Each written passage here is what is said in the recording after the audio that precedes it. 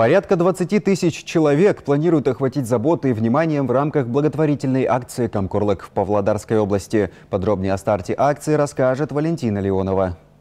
Благотворительный месячник «Камкорлык» проводится в нашей области 2 раза в год, и стартовал он 20 марта. В течение месяца в рамках данной акции за счет бюджетных средств, благотворительной и спонсорской помощи организаций, предприятий и неравнодушных граждан будет оказана различная социальная поддержка нуждающимся гражданам. Социальная помощь оказывается социально уязвимым категориям граждан, многодетным семьям, малообеспеченным семьям, лицам с инвалидностью, семьям с детьми с инвалидностью. Приглашаем граждан, у которых есть возможность оказать в данном месячнике помощь гражданам, которые нуждаются в ней. Для получения помощи в рамках акции «Камкорлык» граждане могут обратиться в отделы занятости и социальных программ городов и районов, а также в акиматы сельских округов по месту жительства. Валентина Леонова, Айбек Газис, Ертыс Аппарат.